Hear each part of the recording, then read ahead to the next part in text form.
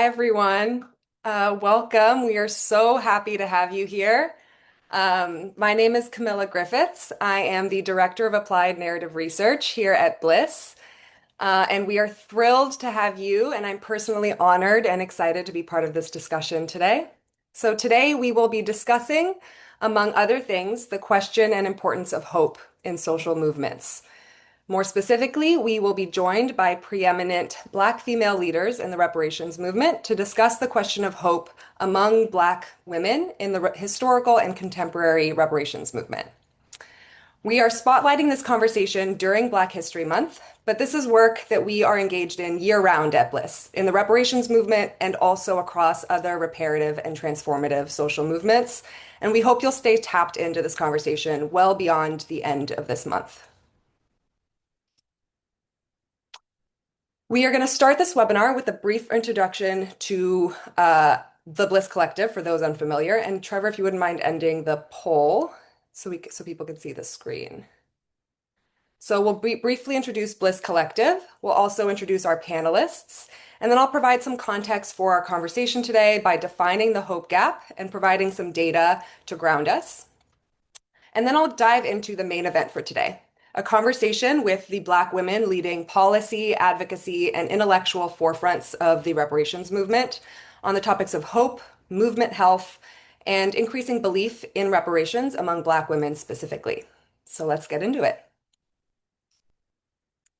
The Bliss Collective is a solidarity and action hub that exists to grow movements and spark radical collaboration and narrative alignment between and within Black, Indigenous, and transformative social movements to repair, decolonize, and reshape culture. We are a small but mighty and growing team of 11, led by our co-founders Savannah Romero and Trevor Smith, seen here in the middle of the pictures here. We exist to grow movements, braid narratives, and cement a transformed national narrative and identity for what we now call the United States. This new narrative will in part reframe from the founding of this country to the settling and reimagine the American dream from idolizing wealth hoarding to prioritizing collective well-being and liberation. A primary way that we are manifesting this goal is through our phenomenal collective membership, a curated network of 46 artists, storytellers, organizers, movement leaders, researchers, and content creators. They represent culture makers, changers, and narrative shapers across the reparative and redistributive movements that we are embedded in, which are the Black movement for reparations, the Indigenous movement for land back, guaranteed income, and baby bonds. In addition to our bi-monthly virtual gatherings and one annual in-person retreat, our members have access to $1 million fund called the Radical Collaboration Fund, which is co-stewarded by members themselves and which serves as a mechanism to encourage both relational and movement level solidarity through trust building grants and collaborative projects and campaigns that can multiply the reach and impact of solidarity narratives and build a stronger solidarity and narrative infrastructure for liberation. And we are really pleased to have 3 of our members represented on this panel today. And Trevor, if you could pin our panelists for our audience, I am excited to introduce them. So in today's panel and webinar, we'll be discussing a finding that Black women are relatively less hopeful than Black men that reparations can happen. One way that we hypothesize this can change is to uplift and platform Black women in the reparations movement that can speak to the past, present, and future of Black female leadership in this movement. We need to increase the visibility and agency that Black women have, and to that end, I am thrilled to have this group of people with us today. So we're joined by Nkechi Taifa, who is the founder and director of the Reparations Education Project, and a founding member of the National Coalition of Blacks for Reparations in America, NCOBRA, and an inaugural commission of the National African American Reparations Commission. And she is a true giant in the contemporary reparations movement. We are also honored to have Dreesen Heath here with us today. She is a tireless organizer and advocate of reparations policy and the founder of the Why We Can't Wait Network. Dreesen has an incomparable wealth of knowledge and expertise in the ongoing fights for national and local reparations legislation, and we're excited to have this conversation with her today. And no discussion of the contemporary reparations movement would be complete without our next panelist, Robin Rue Simmons. As Alderwoman of Evanston's Fifth Ward, Robin led the advocacy work and the passage of the US's first government-funded reparations program and legislation in Evanston, Illinois. Today, she leads First Repair, which informs and supports local reparations initiatives across the country. And last but certainly not least, we are joined by a preeminent thinker and organizer in the housing and environmental justice space. As an expert in urban and environmental studies, Dr. Mia White's work examines community land trusts and municipal reparations projects as potential models of reparative planning. And this is a form of racial, climate, and housing justice. Dr. White holds an appointment in addition on the New Jersey Reparation Council's Environmental Justice Committee, as does Dreesen Heath as well. So I am so excited to have this group of women here with us today. And in addition to the people on this call, I want to call into the room with us Black women who have gotten the movement to where it is now. And this is just a practice that I'm borrowing actually from the Reparations Movement monthly meetup that Nkechi Taifa holds, which brings me a lot of joy every month. And this is a wonderful practice to sort of speak into the room our ancestors and those who have brought us to where we are now. So I'll list a few names, and then I will encourage our panelists to add to this list of names as they see fit. Queen Mother Audley Moore. Ashe. Belinda Sutton. Ashe. Sojourner Truth. Ashe. Harriet Tubman. Ashe. Callie House. Ashe. Amy Ashwood Garvey. Ashe. Henrietta Vinton Davis. Ashe. And I'll invite any additional names into the room if you'd like to speak them. Queen Mother Dorothy Lewis. Sister Yuri Kochiyama. Queen Mashariki Jaywanza, Mother Erlene Arikbo, Sister Injiri Alghani, Asata Shakur. These are people from the reparations movement that helped to move me. Women, our sisters who hold up the sky. Come on, y'all. Come on with some more names. You know, there's so many. Queen Mother Dolores Holmes. Ashe. Rosa Parks. Ashe. Queen Reverend Joanne Watson, Congresswoman Sheila Jackson Lee. Let's keep it coming. I mean, Yes. you know. The late Miss Rose Johnson, who taught me about what a Black community land trust could be and could look like. Ashe. My beloved grandmother Belle Walker, may she rest in peace. Ashe. Frida Richmond and Robin Richmond. Ashe. Thank you so much. This is a practice that I find really valuable, and I think it's important to call the names and the presence and the blessings of all of these powerful women into the room with us today as we have this discussion. So thank you to our panelists for adding to this list of people that we can hold with us and have us join the conversation. So Trevor, I'm going to move on if you want to unpin our panelists for now, and we'll bring you back later for the discussion. So as I've mentioned, we are going to be talking a lot about hope today. So I want to ground us in a couple powerful quotes from elders and ancestors on this topic. Angela Davis reminds us, sometimes we have to do the work even though we don't yet see a glimmer on the horizon that it's actually going to be possible. Bell Hooks taught us that being positive, living in a permanent state of hopefulness, renews the spirit.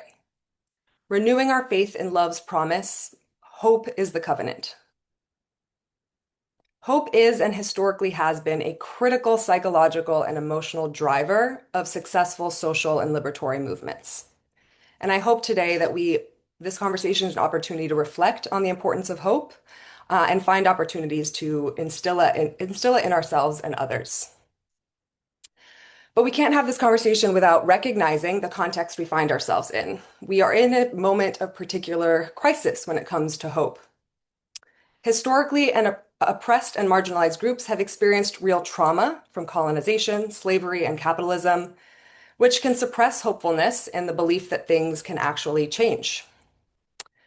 And with persistent evidence from the world that hope can be dangerous to hold on to, people can learn that skepticism and doubt are protective mechanisms for themselves. And the media continues to push a narrative that political apathy, which can be self-fulfilling and demotivate people from thinking something can actually change or that something is possible. So I don't want to, in this conversation, project the idea that hope is just something we can turn on. There are real reasons we find ourselves in moments of skepticism or we're critical that things can actually change because we have a lot of evidence in the contemporary moment and historically that hope can be something that is scary and dangerous to hold on to in the face of reality. So I want to just ground us in this reality that we find ourselves in while still accepting that hope is important. And this context is particularly relevant when we are thinking about what we at Bliss have called the hope gap. We define this as the distance between support for an issue, so belief that something like reparations should happen, and belief that it's actually possible. And this phenomenon was first coined and documented by our co-founder and ED, Trevor Smith, as part of his work in leading the reparations narrative lab at Liberation Ventures. And we've since bolstered this concept with significant data across multiple movements, which I'll share with you in a moment. Before we jump into the data we've collected in the past, I wanted to first ground us in where we are as a community on this webinar in terms of our hope. So Trevor, if you wouldn't mind pulling up the poll results from earlier in the session. Okay. So I had no idea what this was going to look like going into the webinar. I wanted to believe that we would be hopeful as a group. And I also believe that, coming into this call, a lot of us actually support reparations, right? That's an assumption that I made. I didn't ask you all to report your support for reparations. But among this group of people who joined a webinar on reparations and the Hope Gap during Black History Month, a presumably supportive population, we see that the majority of people don't think that reparations can actually happen. This is staggering and I think reflective of the data that we've collected otherwise. But I just wanted us to, before we move on to thinking about data in the abstract and that's removed from us, I wanted to bring it to something personal, right? This is our own data. This is the people that are here today. And even among this group, we see a lack of hope among the majority of us. And I hope that this conversation not only is a reflection of our own beliefs, but also an opportunity to reflect what we can do to change and encourage more hope in ourselves moving forward. Trevor, if you don't mind taking down the polls, I'll move on. So in our research at Bliss, we have documented the existence of a staggering hope gap, much like the one we just saw in our own audience here, in the movements for Black reparations and Indigenous land back, where we find in a sample of over 4,500 Black and Indigenous people that while roughly 80% of each population supports reparative justice in the form of these two movements, only about 20% of the supporters think that land back and reparations are possible. I present on this data a lot, but I always think it's important to pause here. It's easy to take numbers in and not actually reflect what they mean. Only 20% of supporters of reparations think that they can happen. This is presumably the base, the groundswell of people who want reparations to happen and think that they should happen. Only 20% of that population think that reparations can actually happen. And while decades of pollsters, advocates, and organizers have justifiably focused on documenting and increasing support for policies, we're arguing that they've missed an equally pivotal metric of feasibility. So our data show that the belief in the possibility of reparations is linked with the willingness to take action. So it's not just a psychological phenomenon. Those that think reparations can happen are also more likely to say that they'd vote, sign a petition, or attend a rally in support of reparations. So understanding and bolstering hope is not just a psychological or an emotional goal, although it is those things as well. It's an imperative for the growth and health of our movements. So we believe and define the hope gap as a defining narrative challenge of our generation. And the values that I'm showing you here, The figures I'm showing you are averages across the population that we sampled in our research last year. But for our conversation today, I want us to focus on a subset of the Black population and their perceptions of the possibility of reparations. So when we break down the over 3,000 Black people surveyed in this research in 2025, we see something very interesting. Black women are almost 10% less likely to be hopeful about reparations happening in the US than Black men. So among Black supporters of reparations, only 15% of Black women think that they will actually happen, compared to 24% of Black male supporters of reparations. And I want to highlight this is a large and significant difference. We don't often see divides this big, especially in a sample this large. And what I find particularly curious, and where I'd like to start the conversation with our panelists, Trevor, if you wouldn't mind pinning our panelists again, is that this data actually flies against other data that we found of a 2012 survey that probed optimism among Black women. So they found that Black women were actually meaningfully more optimistic than Black men, and white women about the future of the US. And I'll highlight here, this is an old survey. This is over 12 years old, over 15, 13 years old. And it's about the future of the US and not reparations in particular. But I think it's a really interesting tension. So my first question to the panel is, what do you think about the tension between these two findings? That Black women are less optimistic about reparations today, and that they were more optimistic about the future of the US in 2012. And I'll let anyone jump in here. I'll stop sharing my screen so that our lovely panelists can take the stage.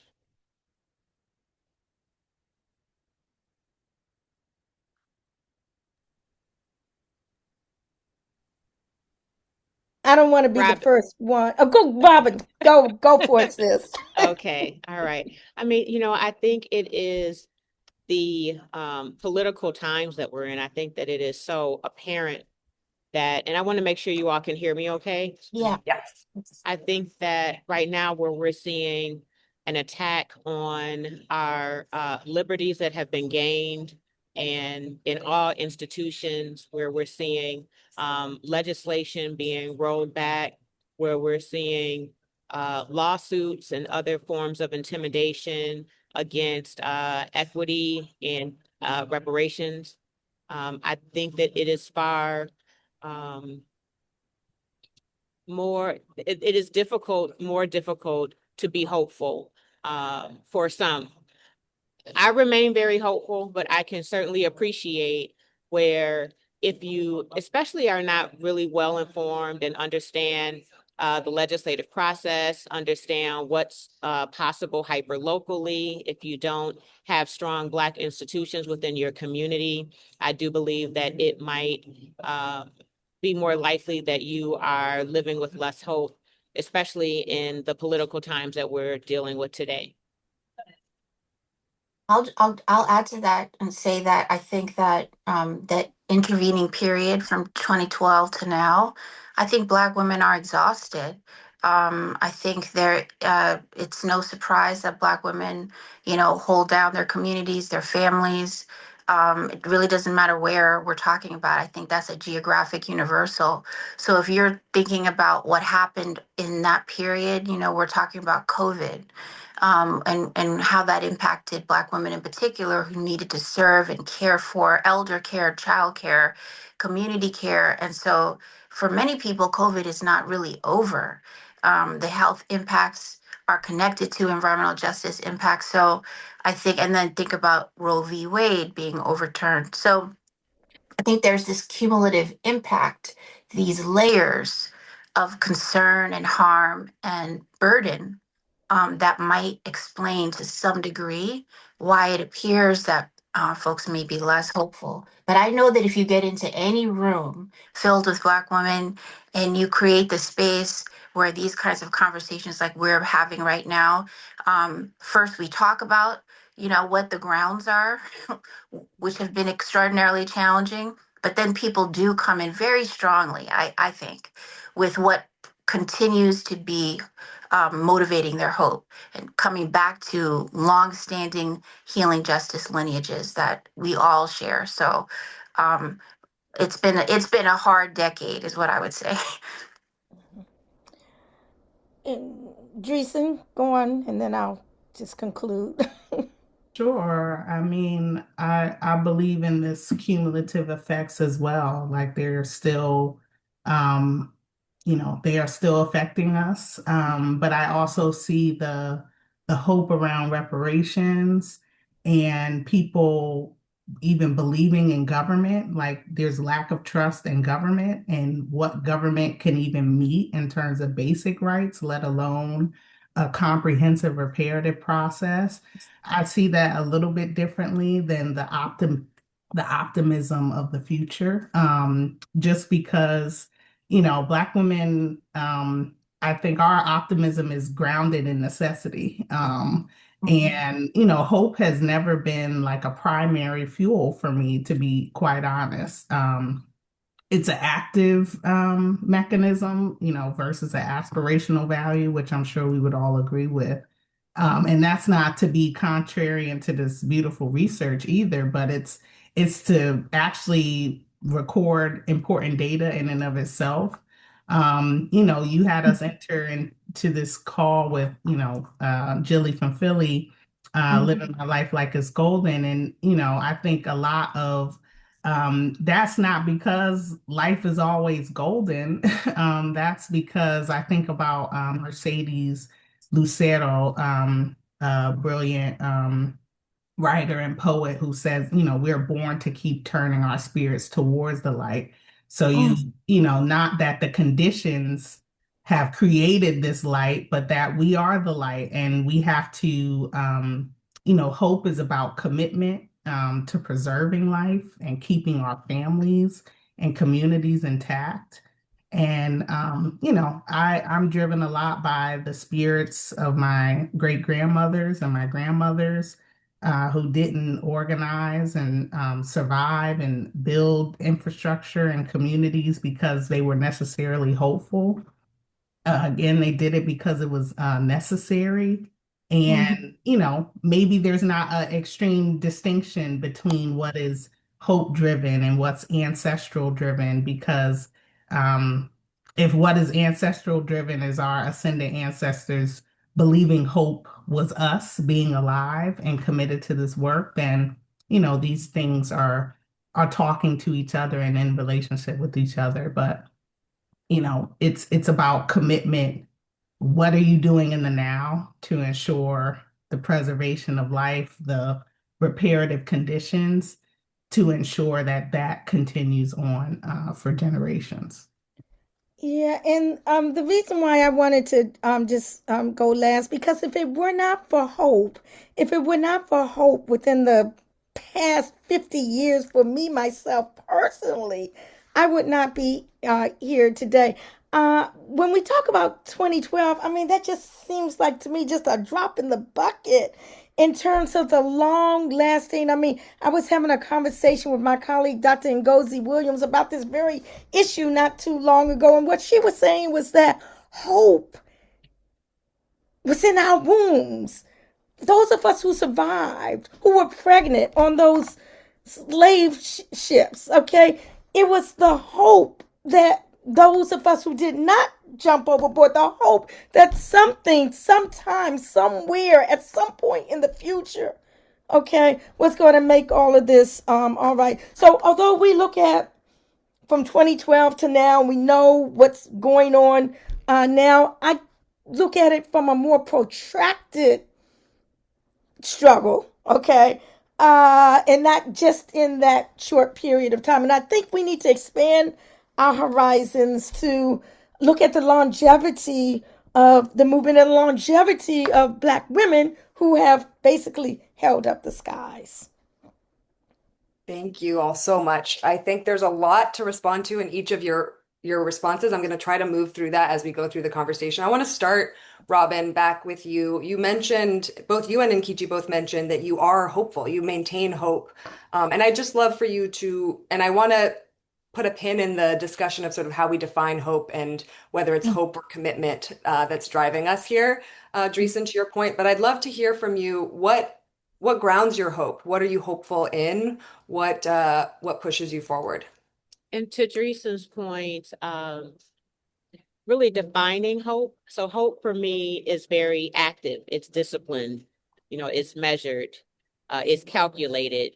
And I recognize, even in calling the question to reparations in 2019, local reparations, I believe, my radical faith had me believe and have hope that my community would do what was just and repair based on all of the ceremonial statements and gestures to repair. And so right now, because we are actually in implementation in my community, I'm able to wake up every day in hope and move about my community because I see that redress is happening in real time. And the checks are one thing that's very important. $7 million has been dispersed, more is to come. But what has been giving me more hope is to hear elders say they feel much better about the life circumstances of their children and their grandchildren, and that they never believed they would get an acknowledgement, certainly not an apology and compensation in the name of redress. To see other institutions now committing to repair and adding it as core values within their organizations.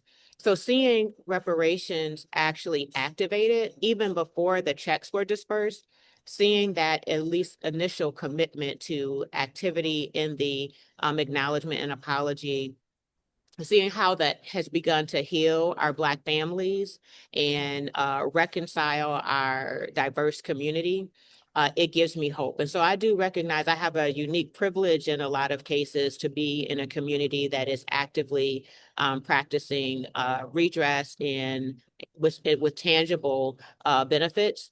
But even when I'm in the community outside of Evanston, just seeing, especially the elders, I think the elders, hearing from them, their encouragement that we continue to build on the legacy of work that they have initiated, that we're building on the work of NCOBRA.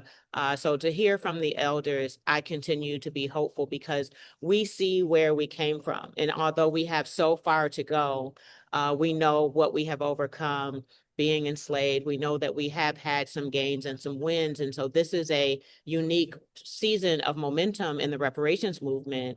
And I believe that the trajectory will lead us to more substantial and comprehensive redress and ultimately a federal bill. It's not before us right now, but I do believe now that the right leaders are engaged and new best practices are being implemented, and that we will ultimately achieve comprehensive redress. Thank you, Robin. I think that's actually the perfect transition into a question I have for you, Dreesen. One of the hypotheses that we have, which Robin just beautifully expressed, that to close the hope gap is to increase awareness of current and active reparations programs and efforts and wins.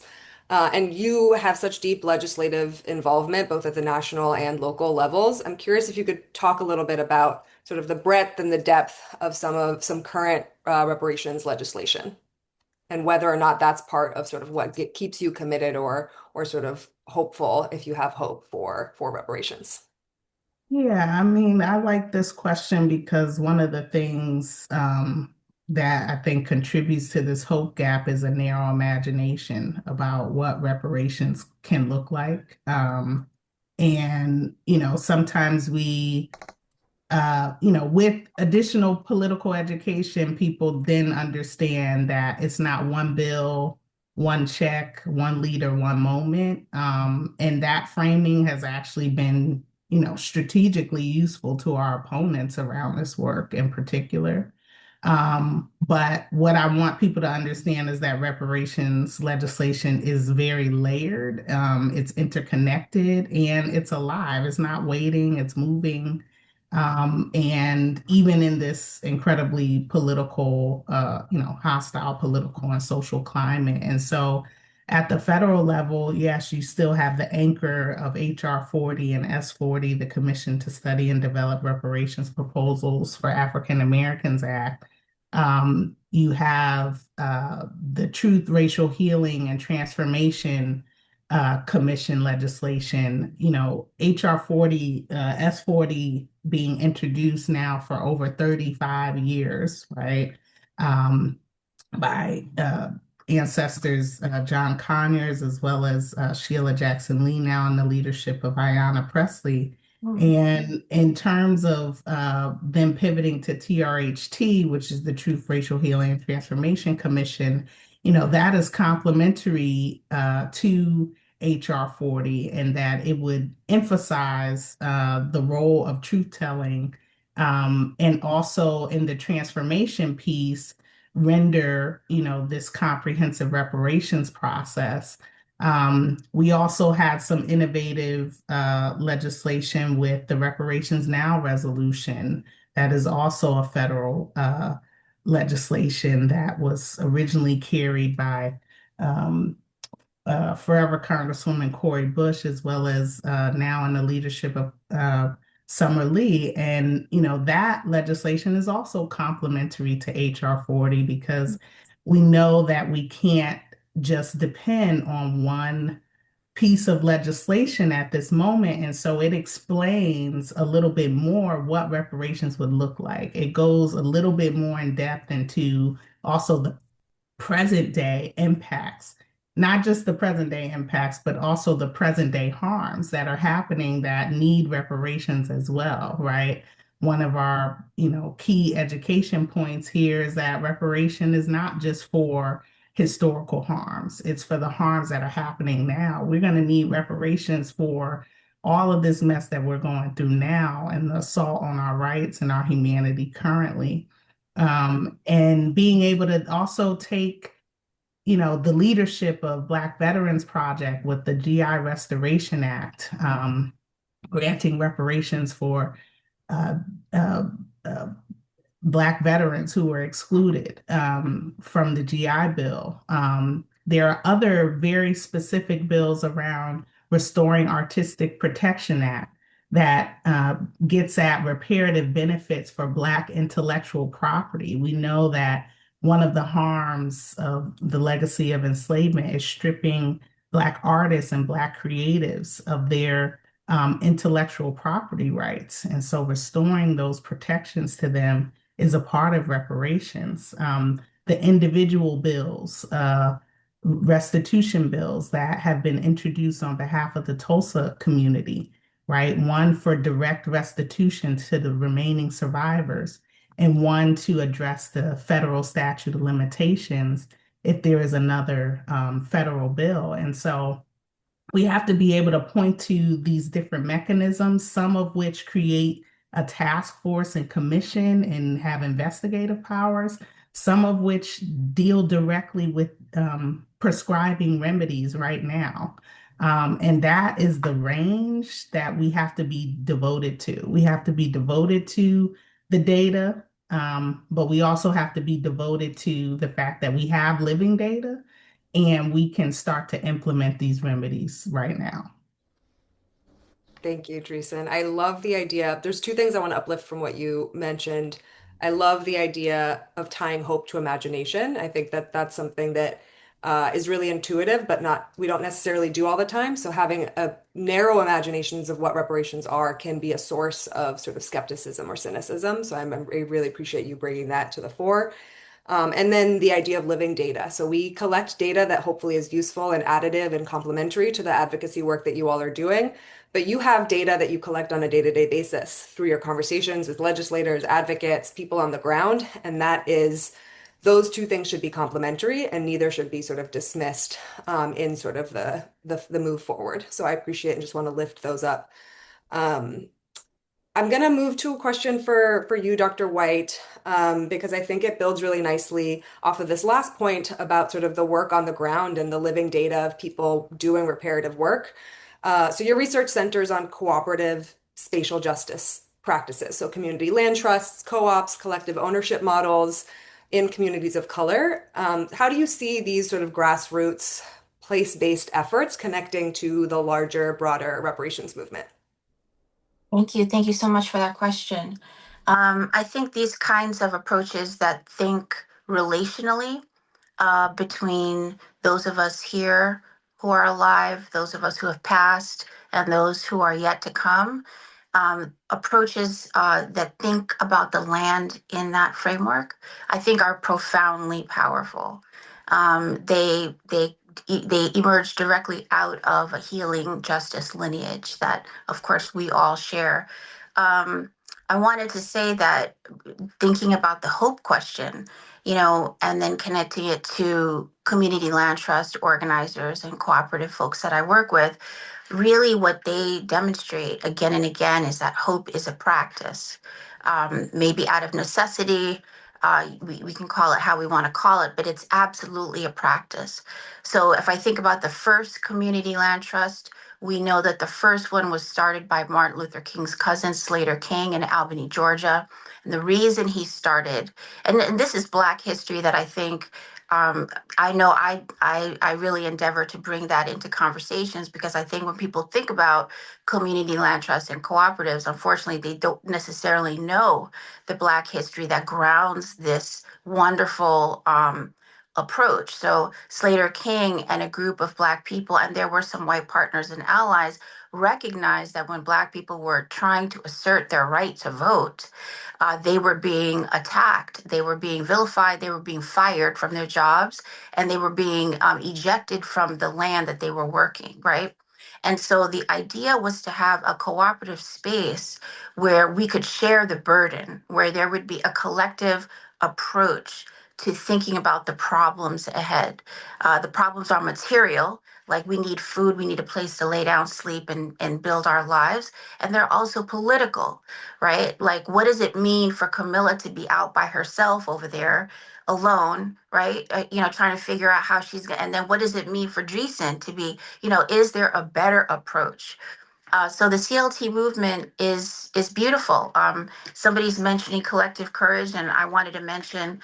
I pulled some of my favorite Black women writers' books here. I did want to mention Jessica Gordon Nemhard, who wrote Collective Courage: A History of African American Cooperative Economic Thought and Practice. I know you won't be able to see it very well, but it's a beautiful book. I've taught it in my class called The Revolution Will Be Cooperative, on community land trust co-ops and the commune.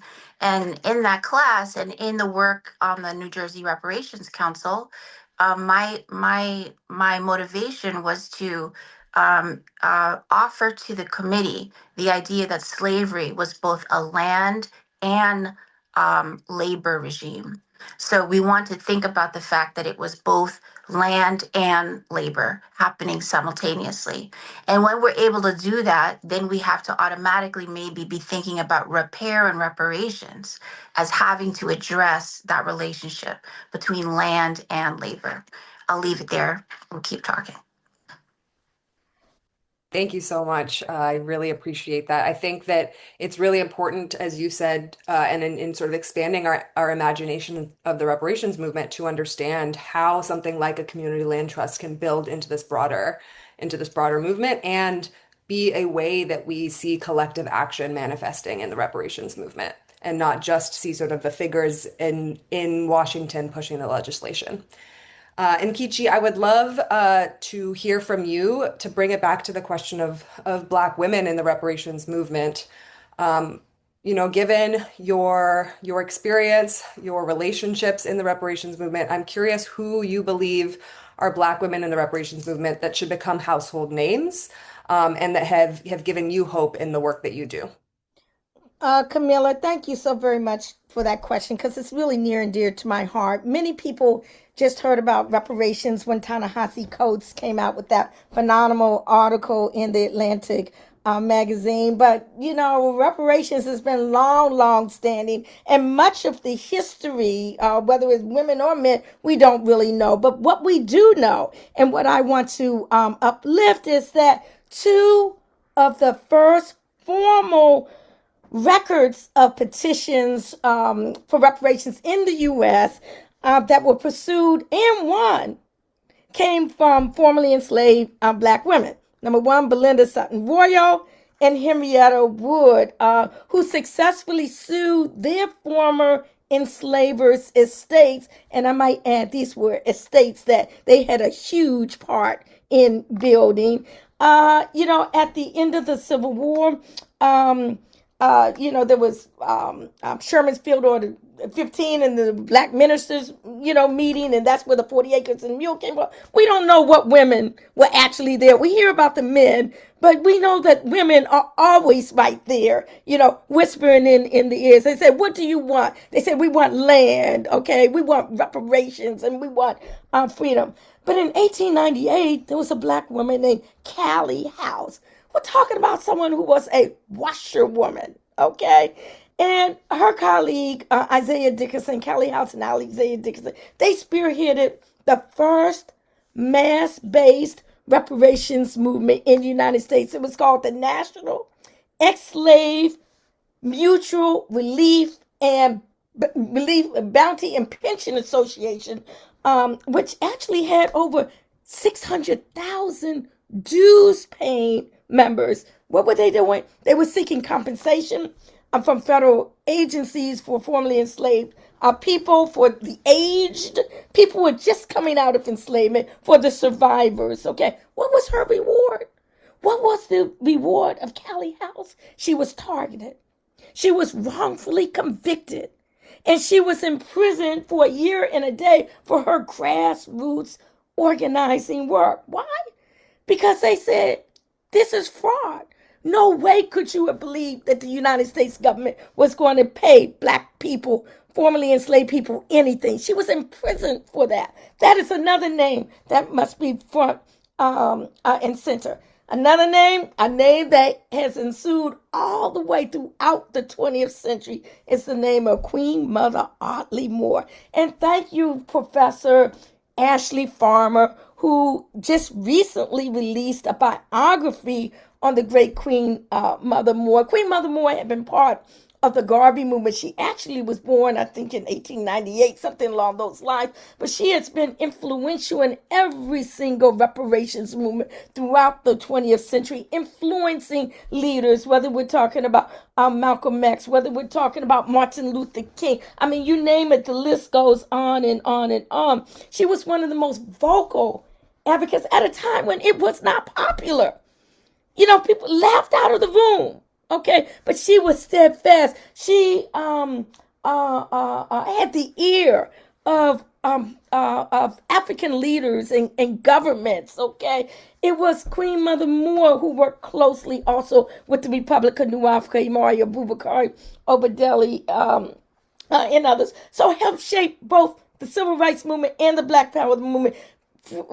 Colleagues with the Black Panther Party, just about all of these movements during the 60s have reparations in some shape, form, or fashion as part of their platform. And Queen Mother Moore is the epitome of someone whose name should never be forgotten. And I want to name one more, if I may, okay? And that is a name that you don't hear much of. Hopefully someone will be writing. I think Brother Jumoke was talking about writing something about this phenomenal woman who I worked very closely with. Her name was Dorothy Lewis. She was installed also as a Queen Mother Dorothy Lewis. She hailed from Alaska, okay, and was active in the native land claims in Alaska. And when she came back to the United States, she said, we need to do this over here. This is a Black woman, a sister.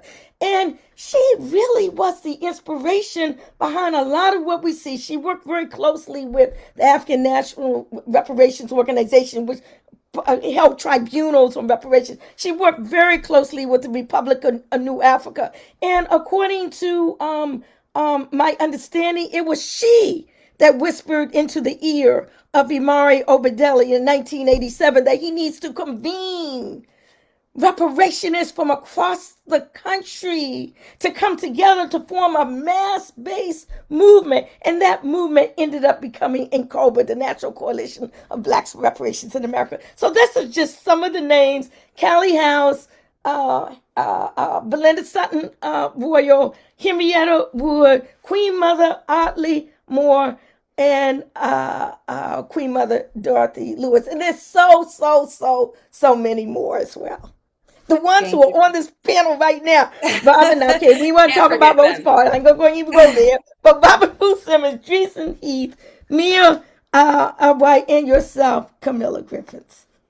Thank you so much, Nkechi. You're really living up to the name of the Reparations Education Project with your answer. It's always so important, as many people have mentioned on the call, to have this political education be part of the movement, because without it, we don't know where we came from and we don't know what we're building on to move forward. I want to make sure that in this conversation where we are centering Black women and their experiences in the reparations movement and the lack of hope that we documented, I want to think about together what we think the role of misogyny and patriarchy is in the reparations movement and what role that plays in potentially decreasing hope. And if you think, in addition to, misogyny and patriarchy, what might be feeding that lack of hope? And this is a question to the group. So let me just follow up on that from what I was saying earlier, because another very long-standing leader in the reparations movement, Adjoa Toro, was the one who actually told me that it was because of the issue of patriarchy that Dorothy Lewis whispered to Imari Obadeli, "You make this call." Because it was said that if she, i.e., Dorothy Lewis, made the call, people would not listen and people would not answer. But people would listen to Imari Abubakari Obadeli. So he made that call. So it's kind of interesting that this is a manifestation of what you're saying right now in terms of the movement, in terms of people listening more so to the male presence, okay, and having more respect for that, at least back in the day, than the female. But I will say, for the male to go on and accept that whisper in the ear, it really has helped to bring us to where we are today. But that's why I just want to lift up Dorothy Benton Lewis.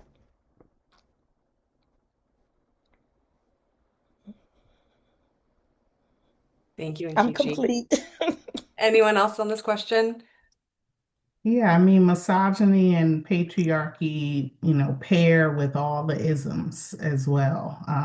And so, racialized capitalism and fascism and all of these isms that we're trying to defeat together, they're very personal and political issues. And so we have to address that within our movements and external to our movements. I believe that we have to model reparative conditions internally in order to be able to see repair externally.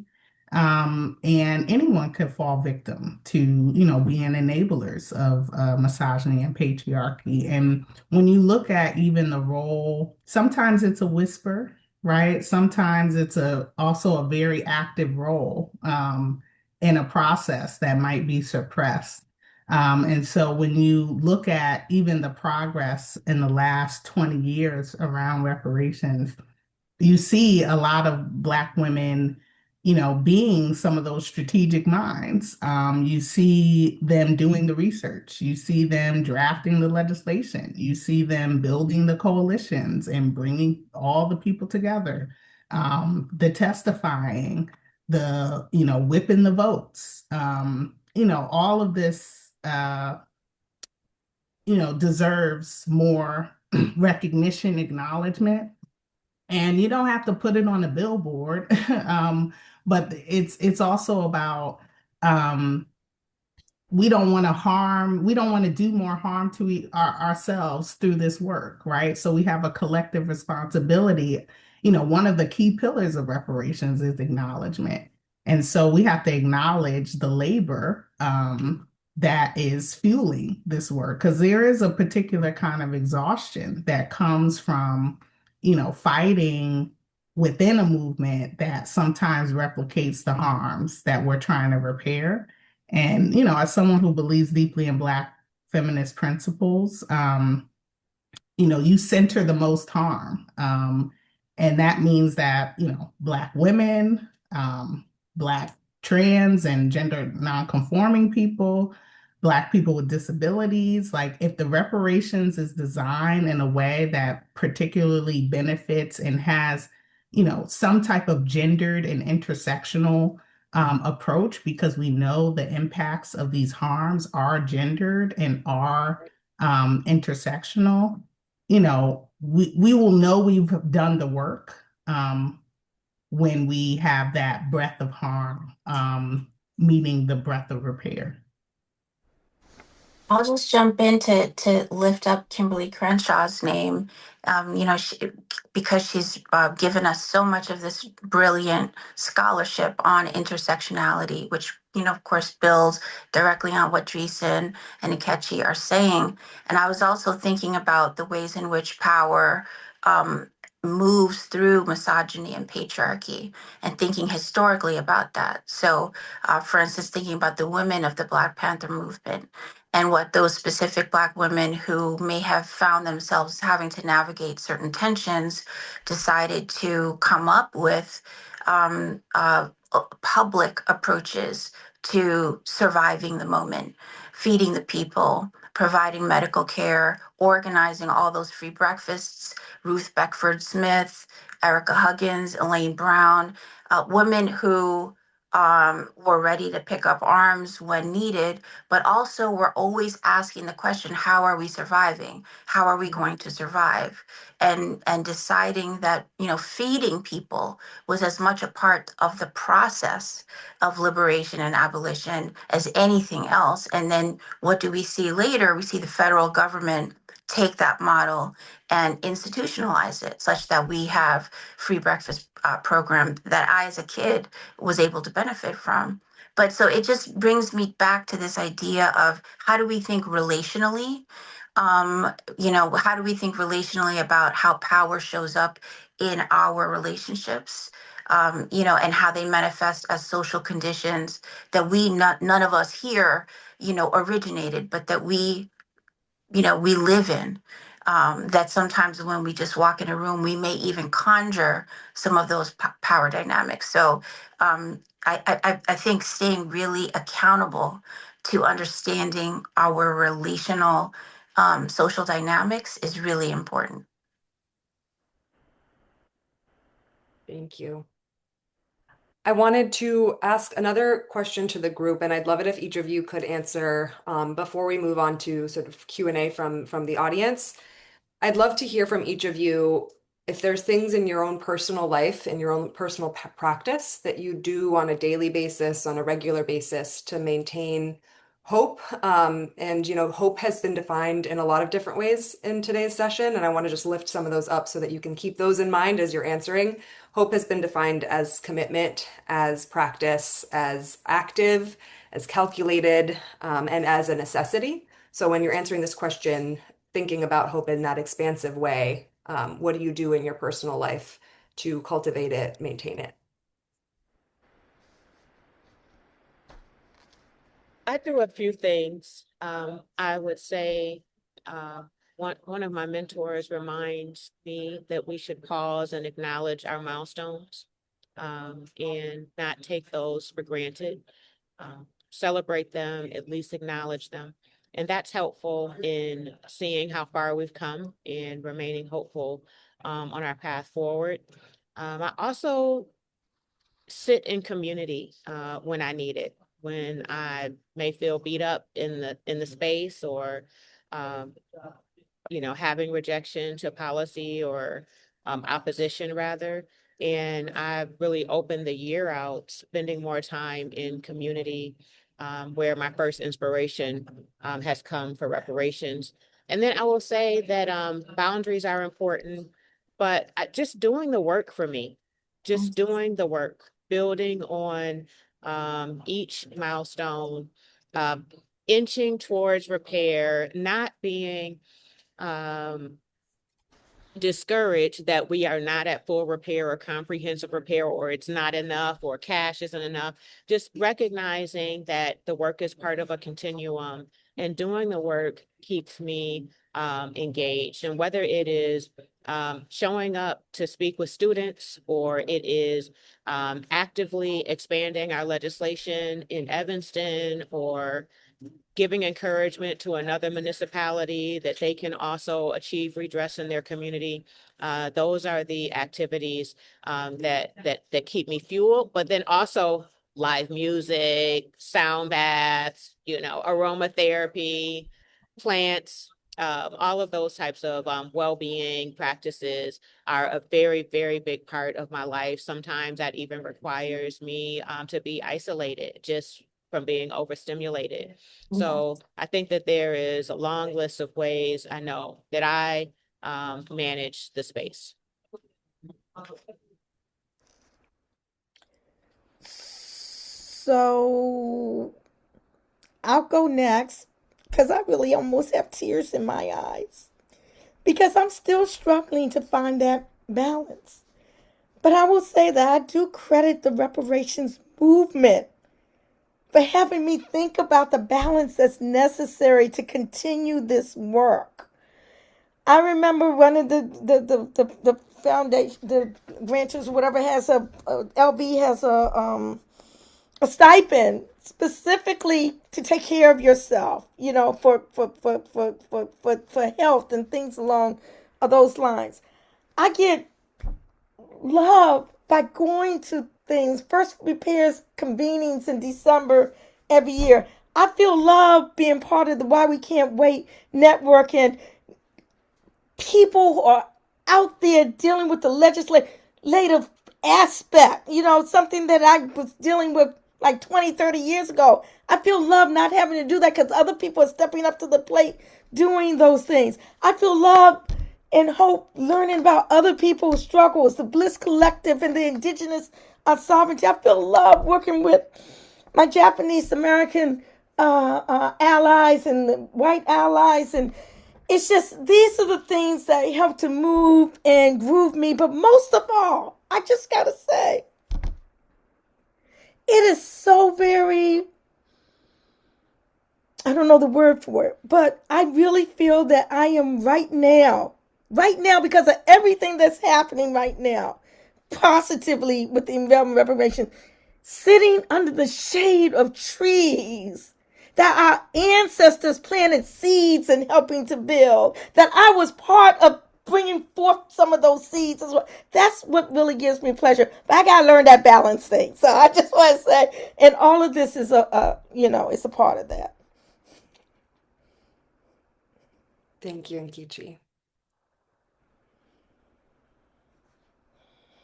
Yeah, I'm moved by these answers as well. And I think it's a work in progress and process, as is reparations. And so our self, our self repair and our self restoration is also what fuels what's possible. And I take pride in, the legislative part is one aspect of my work, but I've spent a lot of time in community with people, and being invited into people's homes is one of the greatest gifts that someone can give you. Being able to sit and learn and weep and laugh and eat. Those are just sacred experiences that help then translate somehow into policy. And sometimes not, right? Because not every form of repair is going to be legislated. And personally, I have a loving network of people, a loving family. There are people in the reparations movement that have, protected me, have made sure that, I have had access to meditation resources and, have contributed to medical bills, just, that kind of reparative practice that keeps you alive and running. Um, I also am a very outdoors person. And so, the trees speak to me. And I think we have to spend more time, with the outside elements, as they are also part of our reparative conditions. And, I'm regrounded every morning, by taking that time outside for myself. I'll just add that, Robin, thank you for referencing being overstimulated sometimes and your own approach with that. I also sometimes am overstimulated because I get so excited with my own passion for this work. And so I have had to find a way to steady myself with all of that energy and passion. Prayer matters to me. Faith without works is dead, and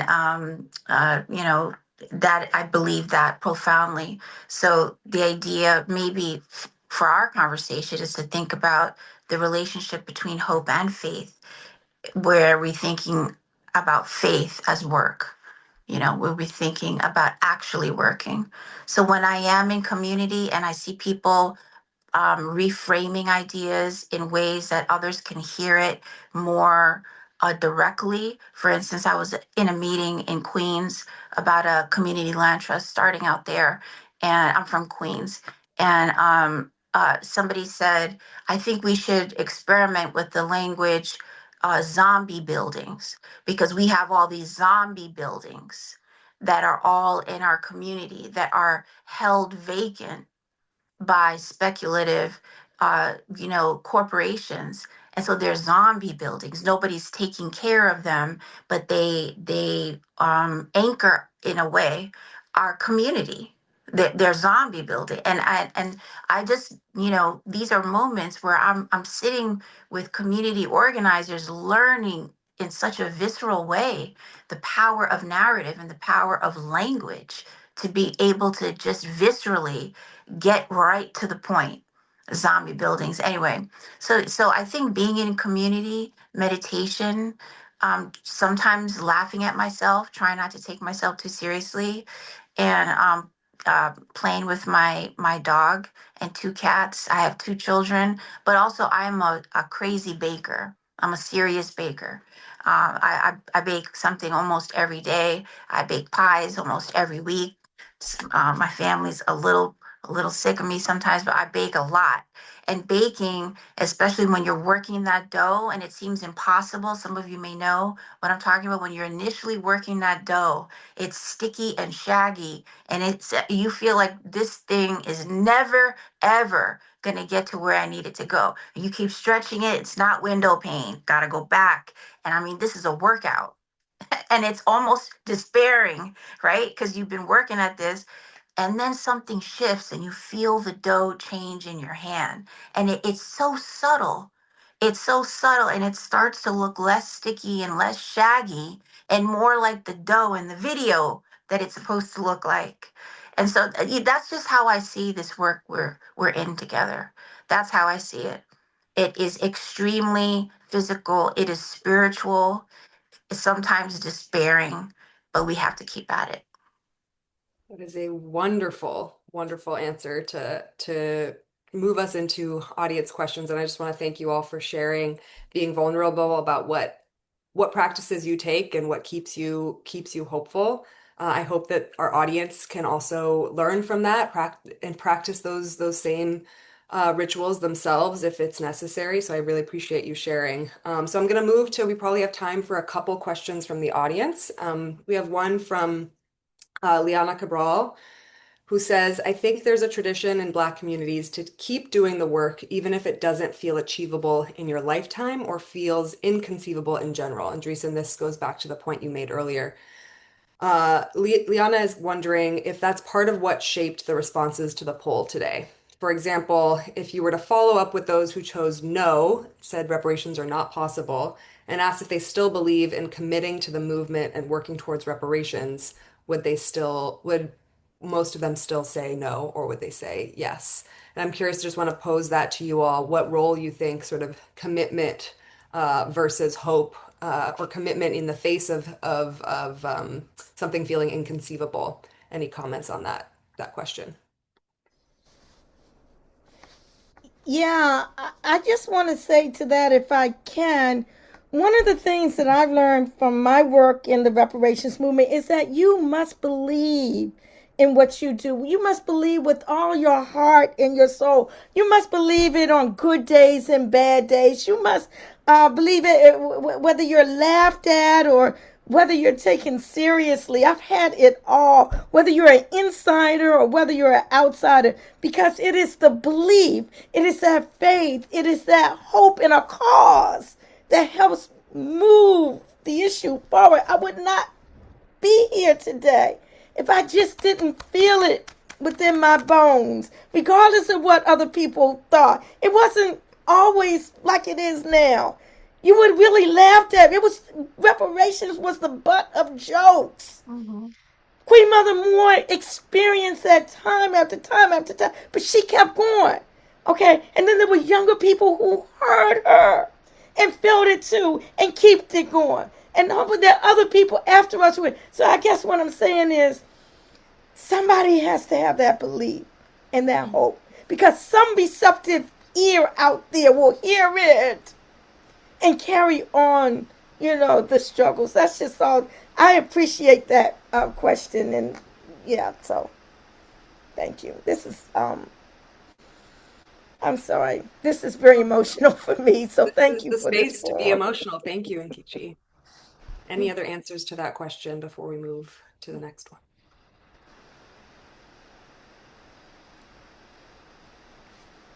Okay. We have two questions that were around, one from Ngozi Williams and one from Shakira, asking about appealing to white humanity or morality. So not legislators or white social justice activists regarding pursuit of Black reparations. On behalf of their own humanity and the destruction of the lie of white supremacy, that lie seems to keep them locked into the suppression of labor and their own inability to demand just compensation from the oligarchs who actually designed white supremacy. We've been talking a lot about Black people, Black women today, so broadening the scope. Mm-hmm.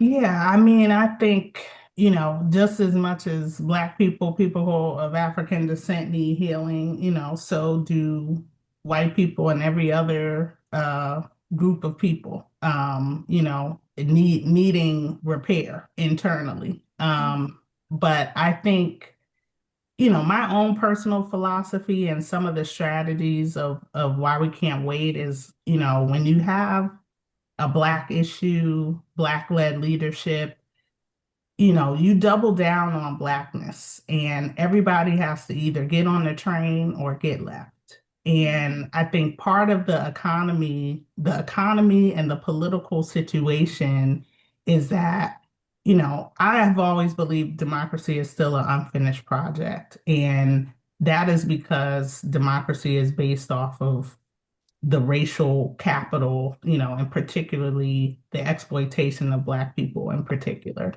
And so if that is still the foundations of, the country for which we're operating in, which is also, a part of this global empire as well, it's about centering the harm and the remedies. And, we have so many different groups of white accomplices that have supported the reparation space in earnest, who have deferred to Black leadership when moving, whether that's faith allies, whether that's, social justice groups, whether that's environmental justice groups, whether that's Holocaust remembrance groups, right? People are supporting this movement, and I would, suggest that you reach out to, I would suggest other white people reach out to other white aligned, groups that are doing this work. But I don't think we should be reframing. This is my personal contribution. I don't think we should be reframing our asks and our talking points and stuff to be digestible to any person. I think that dilutes our cause. I think that dilutes our demand.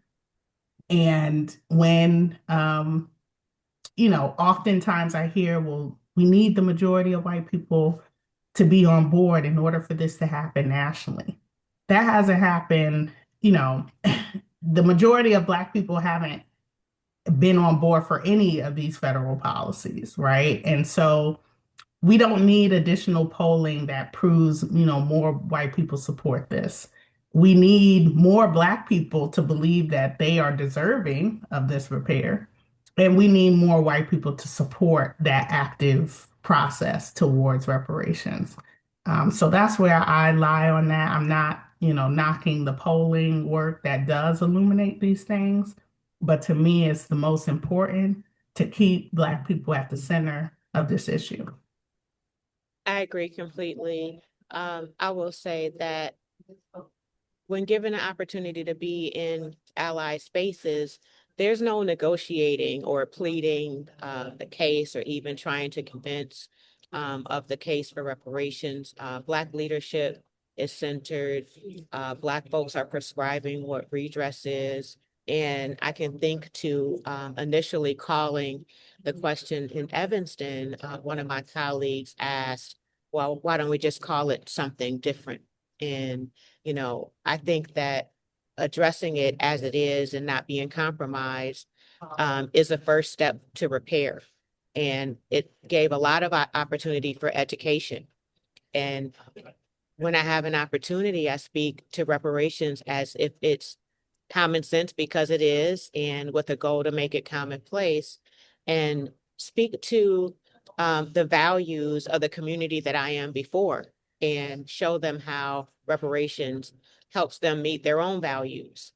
Take away a lot of the misinformation about it being divisive and it's not an attack or an opportunity to extract anything from another community, but it's right, it's just, and it's possible. There's precedent, and show how it is possible and reparative for a whole community as well. And that's been another helpful report that I've used that shows how reparations would empower the entire community, that it is a public benefit to repairing and doing right by Black people.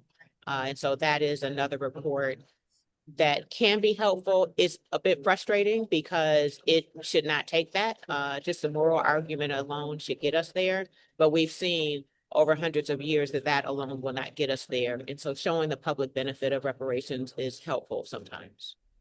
Thank you so much, Robin and Dreesen, for those answers. And I think it's the perfect place to end because we do want to center the Black leaders and the Black people in this movement, and it's the reason why at Bliss we started our research understanding how Black people were thinking about and how hopeful Black people were in reparations. And it's where our research is going to continue to go to increase this hope because we know Black people support reparations. Our research will continue to try to understand how we bolster belief and engagement and action within the movement among those who are committed. So thank you all so much. We are at time, so to respect everyone's time, I just want to say a heartfelt thank you. It's been an honor to be in conversation with the four of you on this topic, and I look forward to future conversations and want to thank you for your time, your expertise, your vulnerability, and your grace today. And thank you everyone for attending. Thank you. Thank Thank you all. you. Thank you Peace so and much. blessings, everyone. Take care. Thanks to you each.